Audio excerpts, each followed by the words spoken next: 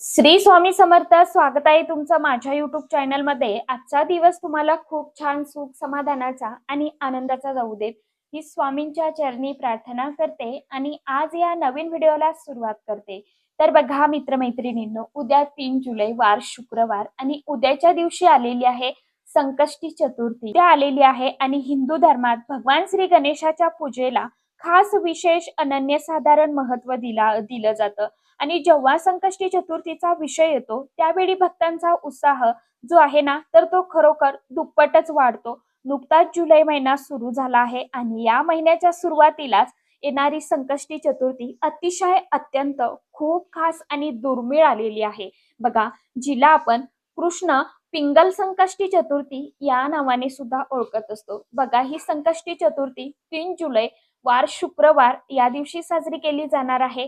3 जुलै वार शुक्रवार संकष्टी चतुर्थीच्या दिवशी तुम्ही उपवास नाही केला तरी देखील चालेल, परंतु मुलांसाठी तुम्हाला 11 लवंगांचा अतिशय अत्यंत प्रभावशाली उपाय करायचा आहे. मुलं जर तुमचं ऐकत नसेल, मुलं सतत हट्टीपणा करत असेल, शिक्षणामध्ये मुलांची प्रगती होत नसेल, कामात त्यांना यश मिळत नसेल, जीवनामध्ये अडचणी भरपूर येत असतील किंवा कामातील व्यवसायातील अडथळे अडचणी दूर होत नसतील, म्हणजेच काय, थोडक्यात मुलांची अभ्यासात नोकरीत प्रगती होत नसेल, तर हा उपाय मुलांसाठी आवर्जून करायचा आहे. मुलं जर का मोठी असेल तर करण्यासारखी असतील तर हा उपाय तुम्ही मुलांकडनं करून घ्या. मुलांना स्वतःला करायला सांगा आणि जर का मुलं लहान असेल तर हा उपाय प्रत्येक आईने किंवा वडिलाने आपल्या मुलांसाठी केला तरी देखील चालणार आहे. बघा, ही संकष्टी चतुर्थी अतिशय अत्यंत प्रभावशाली मानली जाते. ही ज्येष्ठ महिन्याच्या कृष्ण चतुर्थीला तिथी येते. या वर्षी संकष्टी चतुर्थी तिथीला सर्वार्थ सिद्धी योग तयार होत आहे, ज्या दरम्यान विघ्नहर्ता भगवान श्री गणेशाची पूजा सेवा केली जाईल. या दिवशी सकाळी आपल्याला लवकर उठायचं आहे. भगवान श्री गणेशांचं या दिवशी आपल्याला नामस्मरण करायचं आहे, जप करायचा आहे. गणपती बाप्पांची आपल्याला सेवा करायची आहे. आता गणपती बाप्पांची मूर्ती तुमच्याकडे असेल तर गणपती बाप्पांची मूर्ती तुम्हाला तामणामध्ये ठेवायची आहे. गणपती बाप्पांवरती सर्वप्रथम तुम्हाला पाण्याने अभिषेक करायचा आहे, यानंतर पंचामृताने अभिषेक करायचा आहे, यानंतर स्वच्छ पाण्याने अभिषेक करायचा.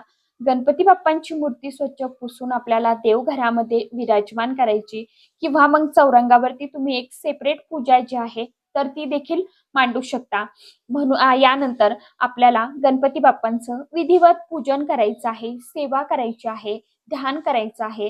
गणपती बाप्पांच्या ज्या काही आवडीच्या वस्तू आहेत, जसं की सुगंधी अत्तर आपल्याला गणपती बाप्पांना लावायचं आहे, धूप अगरबत्ती लावायची आहे, दीप लावायचा आहे, दिवा लावून गणपती बाप्पांचं औक्षण करायचं आहे आणि यानंतर आपल्याला मोदकाचा किंवा गुळ खोबऱ्याचा नैवेद्य अर्पण करायचा आहे. गणपती बाप्पांना छान आपल्याला ओवाळून घ्यायचं आहे आणि या संपूर्ण दिवसभर उपवास करायचा आहे आणि रात्री चंद्रोदय झाल्यानंतर चंद्राचं दर्शन घेऊन गणपती बाप्पांची आरती करून नैवेद्य दाखवून आपल्याला उपवास सोडायचा आहे.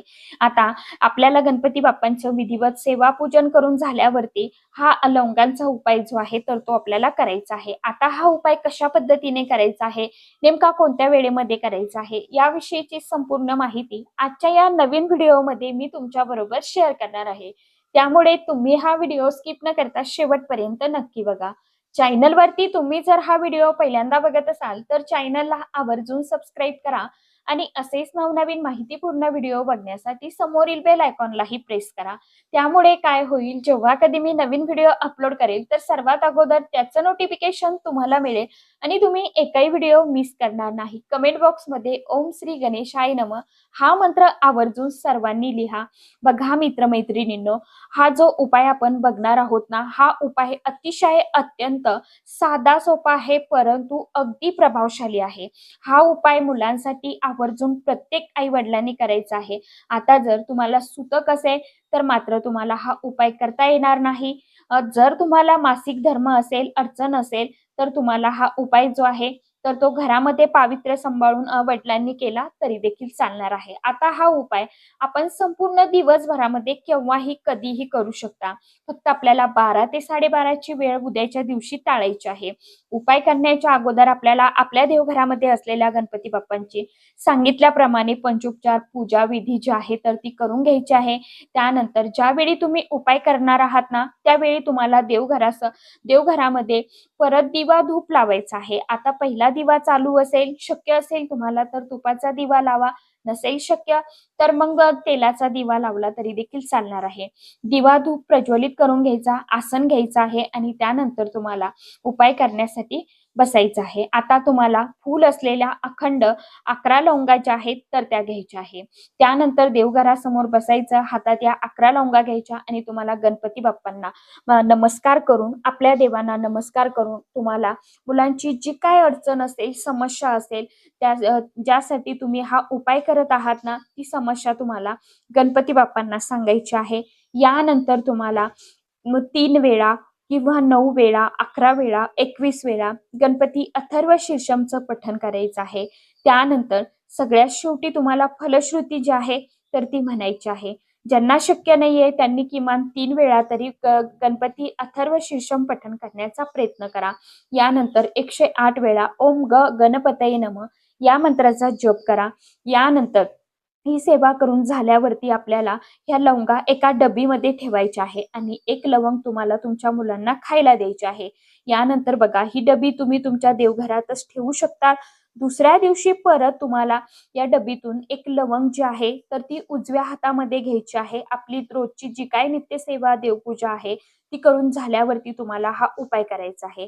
एक वेळा परत तुम्हाला गणपती अथर्व शीर्षम पठण करायचं, फलश्रुती पठण करायची आणि ती लवंग परत तुम्हाला तुमच्या मुलाला मुलीला जी आहे तर ती खायला द्यायची आहे.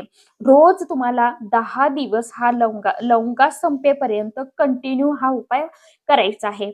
गणपती अथर्व शीर्षम रोज 1 वेळा म्हणून ती लवंग मुलाला खायला द्यायची. मुलगा जर उपाय करण्यासारखा असेल, त्याला वाचता लिहिता येत असेल, तर मग हा उपाय तुम्ही मुलाला करायला सांगितला तरी देखील चालणार आहे. यामुळे मुलांच्या कामातील अडचणी दूर होतील, व्यवसायातील, नोकरीतील अडचणी दूर होतील, अभ्यासामध्ये मुलांचं मन लागेल आणि शिक्षणामध्ये प्रगती होईल. म्हणजेच काय, एकूण ज्या पण अडचणी असतील त्या अडचणी दूर होण्यास मदत होईल. या दिवशी गणपती बाप्पांना दुर्वा, लाल फूल आणि मोदक अर्पण करा. ओम गणपतये नमः या मंत्राचा किमान 108 वेळा मुलांना नक्की आवर्जून जप करायला सांगा. हा मंत्र म्हणायला तुम्ही सांगू शकता. त्याचबरोबर मुलांसाठी अत्यंत प्रभावी असा उपाय आपल्याला रात्री करायचा आहे. एक विशिष्ट वेळेतच करायचा आहे बघा. तो उपाय कसा करायचा आहे बघा. मुलांसाठी प्रभावी असा मुलांसाठी करता येणारा जो उपाय आहे आणि तो उपाय फक्त तुम्हाला या संकष्टी चतुर्थीलाच करता येणार आहे.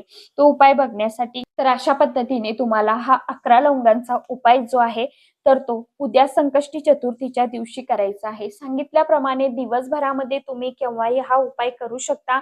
तर आशा करते व्हिडिओमध्ये सांगितलेली माहिती सर्वांना समजलीच असेल. ज्यांना काही समजलं नसेल त्यांनी कमेंट बॉक्समध्ये विचारू शकता. तर चला आजच्या व्हिडिओमध्ये इतकीच माहिती होती. कशी वाटली नक्की सांगा. व्हिडिओ आवडला तर चॅनलला आवर्जून लाईक, शेअर, सबस्क्राईब जरूर करा. परत भेटूया नवीन माहितीसोबत, नवीन व्हिडिओसोबत. तोपर्यंत सर्व माझ्या YouTube परिवाराला श्री स्वामी समर्थ.